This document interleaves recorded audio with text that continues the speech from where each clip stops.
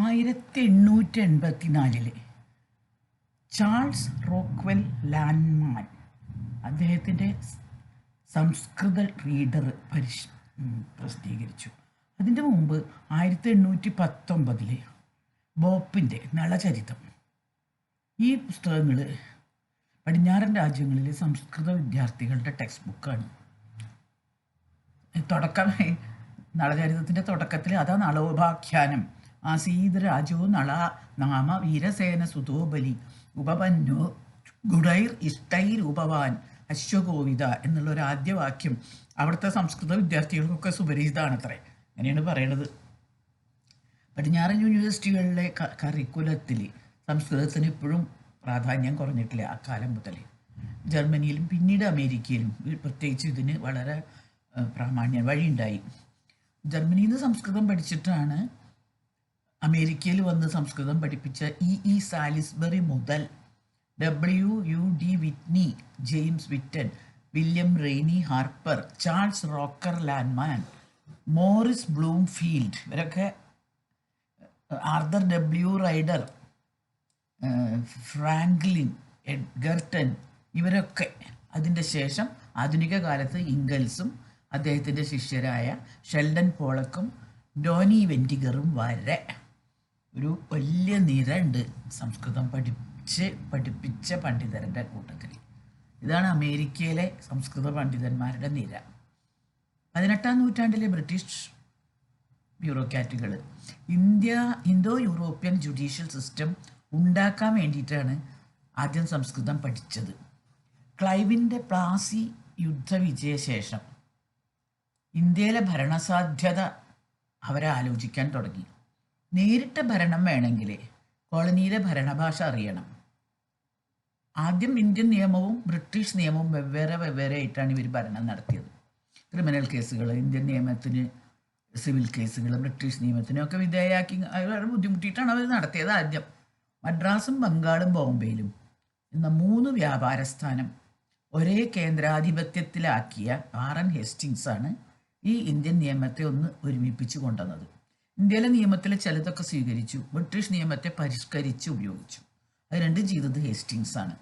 1773 അദ്ദേഹം കൂട്ടുകാരും കൂടി ചേർന്നുണ്ടാക്കിയ laws and tenets of the Mohammedans and the Gentoos എന്ന് പറയുന്നത് ജെൻറ്റൈൽസ് എന്നുള്ള അർത്ഥത്തിൽ ഹിന്ദുക്കളെയാണ്. ജെൻറ്റൂസ് എന്നാണ്, ജന്തു എന്നല്ല കേട്ടോ. എന്തായാലും മുഹമ്മദന്മാരുടെയും ജന്തുക്കളുടെയും നിയമം, അങ്ങനെയാണ് ജനിച്ചത്. ഇന്ത്യയിൽ ജനിച്ച ആളുകളാണ് ജെൻറ്റൂസ് എന്ന് അദ്ദേഹം ഉദ്ദേശിച്ചത്. ഇന്ത്യക്കാർ എന്നുള്ള അർത്ഥത്തിലാണ് ജെൻറ്റൂസ്, ഇന്ത്യക്കാർ എന്ന് ഉപയോഗിച്ചത്. ആരും ഇന്ത്യയിൽ ജനിച്ച എല്ലാവരും ജെൻറ്റൂസാണ്. 1776 പല സംസ്കൃത ഗ്രന്ഥങ്ങളിൽ നിന്നായിട്ട് പലതരം നിയമങ്ങൾ ഉദ്ധരിച്ച് എ കോഡ് ഓഫ് ജെൻറ്റൂസ് എന്ന് പറഞ്ഞിട്ട് ജന്തുക്കളുടെ നിയമസംഹിത അദ്ദേഹം ഉണ്ടാക്കി.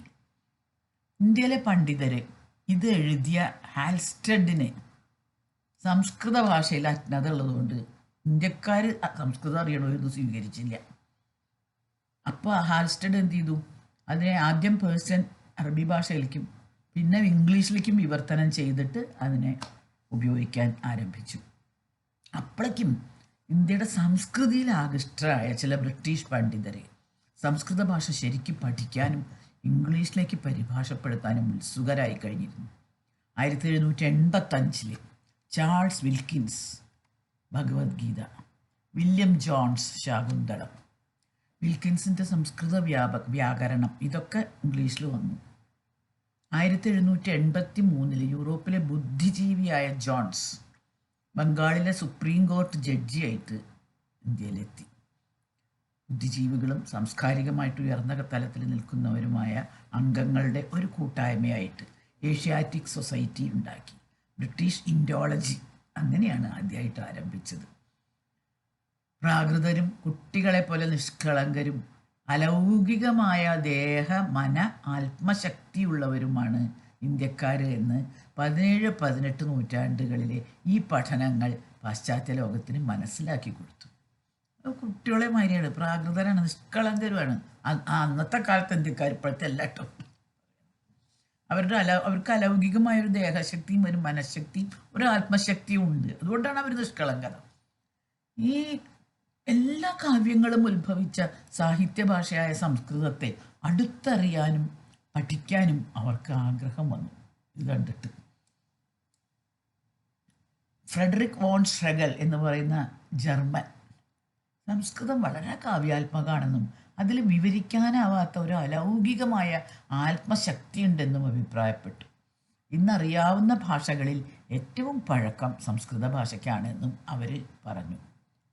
ഇന്ത്യക്കാരല്ല അതാദ്യം പറഞ്ഞത്, പാശ്ചാത്യരാണ് പറഞ്ഞത്. അവർ പറഞ്ഞത് സത്യമാണെങ്കിലും നമുക്കറിയാം, പക്ഷെ നമ്മളത് പറഞ്ഞിട്ടുണ്ടായിരുന്നില്ല. 19-ാം നൂറ്റാണ്ടിൻ്റെ തുടക്കത്തിൽ സംസ്കൃതം യൂറോപ്പിലെ എല്ലാ യൂണിവേഴ്സിറ്റികളിലും പഠന വിഷയമായി.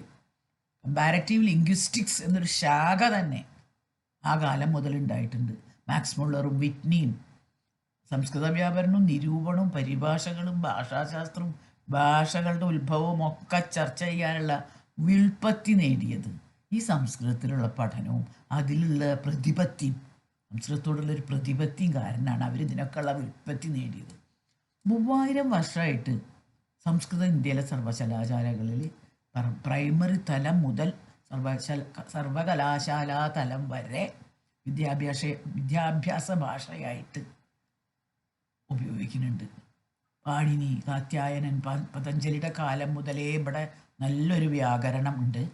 മേൽപ്പത്തൂരിൻ്റെ പ്രക്രിയ സർവസ്വം അത് നമുക്കറിയാം, അത് 16-ാം നൂറ്റാണ്ടിലെ ആണ്. പക്ഷേ ഭട്ടോജി ദീക്ഷിതരുടെ സിദ്ധാന്ത കൗമുദി 17-ാം നൂറ്റാണ്ടിലാണ്. പക്ഷെ അതിൻ്റെയൊക്കെ മുമ്പ് ഈ വ്യാകരണ സിദ്ധാന്തം ഇവിടെ ഉണ്ട്. വ്യാകരണം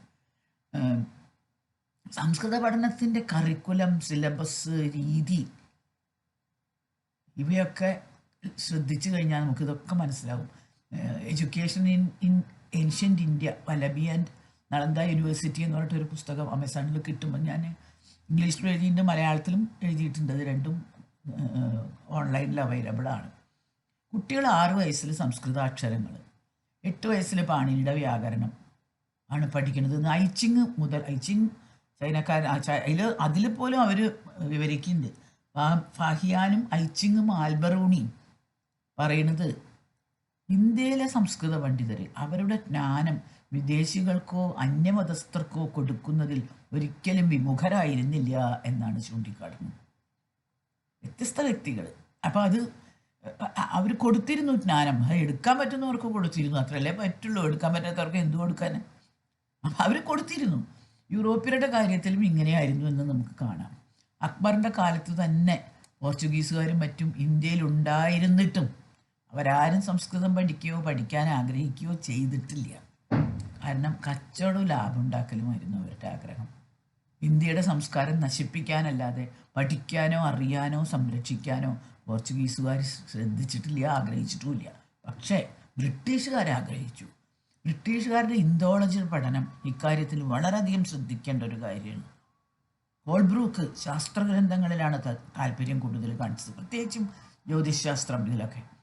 പക്ഷെ കോളേജിലെ കമ്പനിയുടെ ജോലിക്കാരെ പരിശീലിപ്പിക്കാനുള്ള വിദ്യാഭ്യാസമാണ് അവർ കൊടുത്തത്. പണ്ഡിതന്മാർക്ക് അതിൽ താല്പര്യം ഉണ്ടായിരുന്നുവെങ്കിലും സ്കൂളിൽ ഉദ്യോഗസ്ഥന്മാരെ ഉണ്ടാക്കാനുള്ള വിദ്യാഭ്യാസമാണ് അവർ ചെയ്തത്. അത് അല്ലാത്തൊരു നമുക്കതൊരു വൈരുദ്ധ്യമായിട്ട് തോന്നും. എന്താ അവരിങ്ങനെ ചെയ്തതെന്ന്. പക്ഷെ അങ്ങനെയാണ് ചെയ്തത്. ജർമ്മൻ അമേരിക്കൻ യൂണിവേഴ്സിറ്റിയിൽ ചെയ്ത പോലെ ശാസ്ത്രീയമായിട്ടുള്ളൊരു പഠനമോ ശാസ്ത്രീയമായ ഗവേഷണമോ ഒന്നും ഇന്ത്യയിൽ ഉണ്ടായില്ല, അത് നടപ്പാക്കിയുമില്ല. അപ്പോൾ ബ്രിട്ടീഷുകാർ ഇന്ത്യൻ കോളേജുകളിൽ സംസ്കൃതം പഠിച്ചതും ഇന്ത്യയിലെ കോളനി ഭരണം സുഗമാക്കാനാണ്. പക്ഷെ വിദേശത്ത് അവർ ചെയ്തത് അതിനല്ല, ശരിക്കും ഭാഷകളുടെ അറിവിന് വേണ്ടിയിട്ട് തന്നെയാണ്. ജർമ്മനിയിലെ ഒരു റൊമാൻറ്റിക് വിപ്ലവം ഉണ്ടാക്കി. അമേരിക്കയിൽ അങ്ങനെ പ്രത്യേക ഉദ്ദേശമൊന്നും ഉണ്ടായിരുന്നു എന്ന് തോന്നുന്നില്ല. എന്തായാലും വിറ്റ്നിയുടെ അഭിപ്രായത്തിൽ ഇന്ത്യ ബാർബേറിയൻ രാജ്യമായിരുന്നു, ബ്രിട്ടീഷുകാരാണ് അവരെ സംസ്കാരം പഠിപ്പിച്ചത്. പാണിനിയുടെ വ്യാകരണം വെറും വേസ്റ്റാണെന്നൊക്കെയാണ്. വിറ്റ്നിയുടെ സംസ്കൃത വ്യാകരണമാണ് പക്ഷേ അമേരിക്കയിലെ യൂണിവേഴ്സിറ്റികളിൽ പഠിപ്പിക്കുന്നത്. ഞാൻ വൈരുദ്ധ്യം എന്ന് പറയുന്നത് ഇതിനെയൊക്കെയാണ്. Sanskrit for the sake of the language itself or for the sake of linguistic science, there is no question that the study of Sanskrit in West has suffered from a lack of clearly defined identity എന്ന് Hermann tool പറയുന്നത് ഇതുകൊണ്ടായിരിക്കണം. എന്തായാലും സംസ്കൃതത്തെ പഠന ഭാഷയായിട്ട് സജീവമായിട്ട് നിലനിർത്തിയതിൽ അവരുടെ പങ്ക് നമുക്ക് കുറച്ച് കാണാൻ പറ്റില്ല. എന്തിനു വേണ്ടിയിട്ടായാലും പ്രാദേശികം, അതായത് ലോക്കൽ, ദേശീയം, അന്തർദേശീയം, അതായത് നാഷണൽ, കോസ്മോപൊളിറ്റൻ സംസ്കാരങ്ങളുടെ തനിമയും അവ തമ്മിലുള്ള പരസ്പര ബന്ധവും നമ്മൾ നോക്കണം. അത് ദേശീയവും അന്തർദേശീയവുമായിട്ട് സംസ്കൃതമായിരുന്നു ഇന്ത്യയിലെ ഭാഷ. പ്രാദേശിക ഭാഗത്ത് പ്രാദേശിക ഭാഷകൾ നിരവധി ഉണ്ടായിരുന്നു വെച്ചാലും നാഷണൽ ഇൻ്റർനാഷണൽ ലാംഗ്വേജായിട്ട്, എഡ്യൂക്കേഷണൽ ലാംഗ്വേജായിട്ട് ഇന്ത്യ മുഴുവൻ ഉപയോഗിച്ചിരുന്ന ഭാഷ സംസ്കൃതമായിരുന്നു. അത് ഈസ്റ്റ് ഏഷ്യയിൽ, സൗത്ത് ഈസ്റ്റ് ഏഷ്യ മുഴുവൻ നമുക്കതിൻ്റെ തെളിവ് വ്യാപിച്ചു കിടക്കുന്നത് കാണാം. സംസ്കൃതി, ഭരണശക്തി ഇവയുടെ പ്രതിഫലനം കൂടിയാണ് ഒരു ഭാഷ കോസ്മോപൊളിറ്റനായിട്ട് അംഗീകരിക്കപ്പെടുമ്പോൾ സംഭവിക്കുന്നത്. ഇന്ന് ഇംഗ്ലീഷിന് ആ സ്ഥാനമാണ്. പക്ഷെ അത് 16-ാം നൂറ്റാണ്ടിന് ശേഷമേ ഇംഗ്ലീഷിന് ആ സ്ഥാനം കിട്ടുന്നുള്ളൂ. അതിൻ്റെ മുമ്പ് മുഴുവൻ ഈ ലോകം മുഴുവൻ അംഗീകരിക്കപ്പെട്ട ഭാഷ സംസ്കൃതമായിരുന്നു. 400 കൊല്ലമായിട്ടേ ഉള്ളൂ ഇംഗ്ലീഷിന് സംസ്കൃതത്തിൻ്റെ സ്ഥാനം കിട്ടാൻ തുടങ്ങിയിട്ട്. പ്രാദേശികവും കോസ്മോപൊളിറ്റനും പരസ്പരം തുടർച്ചയുള്ളതാണ്. അവ ഒന്നിച്ച് നിലനിൽക്കുന്നതുമാണ്. പ്രാദേശിക ഭാഷകൾക്ക് ചില അതിർത്തിയുണ്ട്. ആ ലോക്കൽ ഇതിൻ്റെ പുറത്ത് അവയ്ക്ക് പ്രസക്തിയില്ല. പക്ഷെ കോസ്മോപൊളിറ്റൻ ഭാഷയ്ക്ക് അതിർത്തികളെ ഭേദിക്കാനും അതിർത്തികൾക്ക് അപ്പുറത്തേക്ക് വേഗം പരക്കാനും പ്രസക്തി സ്വയം കണ്ടെത്താനും കഴിയും. ശങ്കരാചാര്യരെ കേരളം എന്ന പ്രാദേശികമായ അതിർത്തിയിൽ നിന്ന് മോചിപ്പിച്ച് ഇന്ത്യ മുഴുവൻ എത്തിച്ചത് ഈ കോസ്മോപൊളിറ്റൻ ആയിട്ടുള്ള സംസ്കൃത ഭാഷയാണ്. അതായിരുന്നു അന്നത്തെ വിദ്യാഭ്യാസ ഭാഷ. അതുകൊണ്ടാണ് പ്രാദേശികമായ അതിരുകൾ, യാത്രകൾ, വിഭിന്ന ഭാഷാ പരിചയം, ഇതൊക്കെ അന്തർദേശീയമായ ഒരു കാഴ്ചപ്പാടിലേക്ക് മനുഷ്യനെ വളർത്തും. പരസ്പര ആശയവിനിയോഗത്തിന് ഉപയോഗപ്പെടുത്തുന്ന കോസ്മോപൊളിറ്റൻ ഭാഷ എന്ന നിലയ്ക്ക് പണ്ട് സംസ്കൃതവും ഇന്ന് ഇംഗ്ലീഷും തീർച്ചയായും വിദ്യാഭ്യാസത്തിന് ആവശ്യമാണ്. അത് വേണ്ട എന്ന് ആരെങ്കിലും പറയുന്നുണ്ടെങ്കിൽ അവർക്ക് ഇതിനെക്കുറിച്ച് ബോധമില്ല എന്ന് മാത്രമേ അർത്ഥമുള്ളൂ. ഒരു കോസ്മോപൊളിറ്റൻ ഭാഷ പണ്ടുള്ള സംസ്കൃതം, ഇപ്പോഴുള്ള ഇംഗ്ലീഷ്, പിന്നെ നമ്മുടെ അവനവൻ്റെ പ്രാദേശികമായ റീജിയണൽ ലാംഗ്വേജ്. ഇതാണ് നമ്മൾ പഠിക്കേണ്ടത്. കലകളിലും ആചാരങ്ങളിലും എല്ലാം പ്രാദേശികവും ദേശീയവുമായ ഉൾപ്പിരിവുകളും അവ തമ്മിൽ അനേക സാദൃശ്യങ്ങളുണ്ട്. ആദ്യകാലത്തെ മലയാള, തമിഴ്, കർണാടക കവിതകളൊക്കെ സംസ്കൃത കാവ്യങ്ങളുടെ ആവർത്തനങ്ങളോ അനുരണനങ്ങളോ ഒക്കെ ആയിരുന്നു. സൗത്ത് ഈസ്റ്റ് ഏഷ്യയിലും ഈ പ്രവണത കാണാം. നമ്മൾ വള്ളത്തോളിൻ്റെ കവിത ഒന്ന് നോക്കൂ. ബന്ധനസ്ഥനായ നിരുദ്ധനു ശേഷമാണ് വള്ളത്തോൾ പുതിയ വഴികളിലേക്ക് സഞ്ചരിച്ചത്.